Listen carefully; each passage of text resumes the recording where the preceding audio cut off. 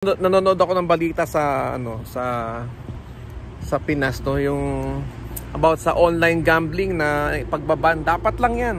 Kasi yung online gambling na 'yan, lalo na yung mga vlogger na nagpo-promote ng sugal, maraming sinisirang buhay 'yan. That's the reality. Marami kayong sinisirang buhay.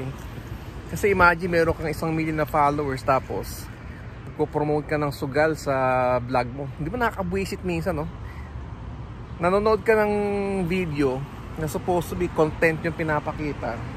So pagkatapos ng content sa bandang dulo, biglang may lalabas na bigyan, ang daling manalo. Di ba? May biglang video na sabihin, marami sa inyo nagtataka kung saan ako kumukuha ng papagawa ko ng mga dream house, something like that. Oh my gosh. Nakakabwisi talaga, nakakairita. Kasi sabihin man natin na hindi naman pinipilit ang pagsugal, aminin natin, kung marami kayong followers, kung daang libo ang followers nyo, million ang followers nyo, maiinggan niya talaga kasi they are motivated. Kasi nakakita nila yung public figure na pinafollow nila is talagang, tumaya ng 1,000, naging 2 times, 4 times, 10 times. So ang mangyayari, siyempre aasa yung mga yan na baka sakaling lumaki yung pera ko. So ang ending, eto, hindi ko nilalata, may mangungutang para gawing puno sa pagkasugal. Tapos iba mangungupit na ng pera yan. Yung iba naman, hindi ko nilalahat, may pambili na lang ng ulam, isusugal pa.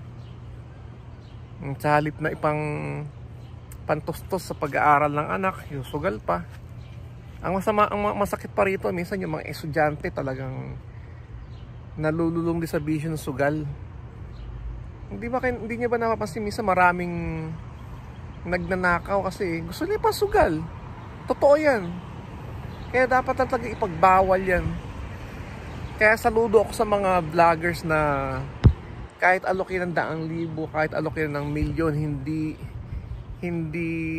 hindi kumakagat sa ganong patibong na instant money kasi they are concerned hindi lang sa sarili nila kundi sa maraming tao, syempre.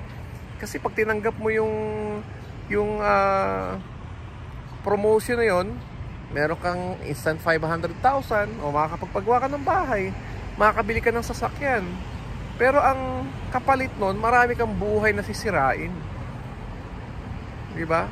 Kahit sabihin natin hindi pilitan, pero marami ka pang ini-encourage. Ini-encourage mo Ini-encourage mo kasi sabihin mo, ganito kadaling manalo sa scatter.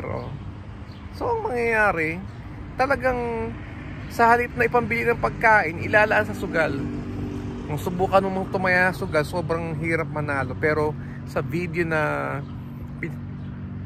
na pinapakita nila, sobrang bilis manalo. Parang easy money. Siyempre bayad sila eh. Scam yan. Sisirain ang buhay mo. Walang nananalo sa sugal. Kaya sabi ko, saludo ako sa mga vloggers na hindi nagpo-promote ng sugal. Yun ang totoong content creator. Kasi yung iba kasi is gusto easy money na galing sa hindi pinaghirapan na pamamaraan. Yung easy money galing sa sugal. Meron pa ako napapanood na hindi raw siya nagsusugal pero nagpo-promote ng sugal. Mas marami kasi sinisirang buhay doon, kapatid. Siguro kung sikat na content creator man ako, tapos operan ako ng ganun, kahit medyo nahihirapan ako sa buhay, hindi ko tatanggapin kasi ang iisipin ko yung nakakarami. Kasi who knows, baka mamaya yung pamangkin mo, pinsan mo, na mga estudyante, thinking na gusto lang lumaki yung pera nila, lumaki ipo nila, isusugal nila. Pero ang ending, wala. Mauubos yung pera, matututo pa yung magsinungaling at mangupit. Yun ang reality. Kaya sabihin ko sa inyo, hindi ako talaga sang-ayon sa mga ganyang sugal-sugal. Masisira ang buhay mo, Mahisira ang pamilya mo. Tingnan mo tong mga ano to, mga vlogger na ayan, papagawa ng malaking bahay, nakabili ng mga magagarang sasakyan, mga magagandang motor. Galing sa ano yun? Sa promotion ng sugal. Tapos ini-encourage yung mga viewers, mga followers na oh, ang daling manalo, 1,000 mo 10 times. Tapos ang reality, lahat talo. Sira ang buhay mo. Walang kwenta. Kaya saludo. Saludo ako sa mga vloggers na kahit ofera ng malaking halaga, hindi nagpo-promote ng sugal. Saludo ako sa inyo. Kayo ang tunay na content creator. Hindi yung magko-content kuno, tapos sa bandang dulo, sasabihin, marahil maraming tataka sa inyo. Maraming tataka sa inyo kung paano ako nakapagpapagawa ng dream house, nakabili ng magandang sasakyan. O dahil lang dito. Sabi, oh, 10,000, 20,000, 15,000, 100,000. Kalokohan. Dapat nga sa inyo yan. Sabi nga, gamitin ng maayos ang pagko-content, hindi sa pagpo-promote ng sugal. I-educate natin yung mga kabataan sa maayos na paraan. Paano mag-aral, entertain yung viewers.